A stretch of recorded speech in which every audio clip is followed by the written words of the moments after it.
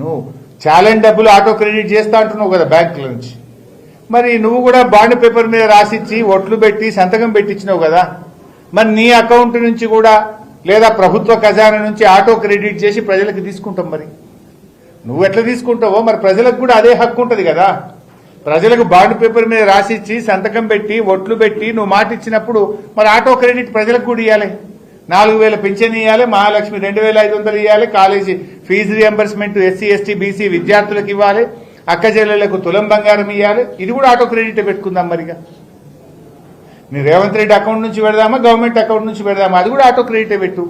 ప్రజల పైసలు లాక్కోవడానికి auto credit పెడితే ప్రజలకు ఇవ్వాల్సిన డబ్బులకు కూడా ఆటో క్రెడిటే పెట్టాలి కదా.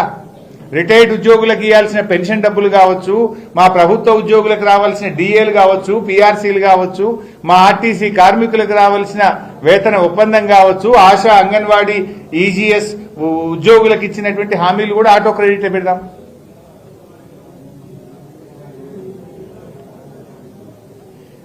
ఇది झूठा సర్కారే కాదు, లూటీ సర్కార్. బాతో మే झूठा, కామో మే లూట్నా.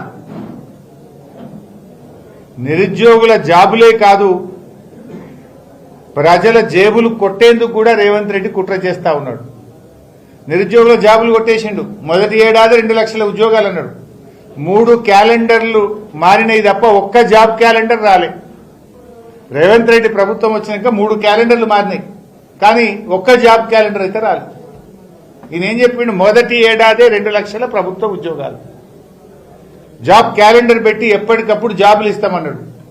రేవంత్ రెడ్డి గారు నువ్వు వచ్చినాక 3 జాబ్ క్యాలెండర్లు మారినాయి, ఒక్క జాబ్ క్యాలెండర్ వచ్చిందా? 3 క్యాలెండర్లు మారినాయి కానీ ఒక్క జాబ్ క్యాలెండర్ రాలే. నువ్వు వచ్చినాక 3 సంక్రాంతి పండుగలు వచ్చినాయి, కానీ నువ్వు ఇచ్చిన 3 హామీలు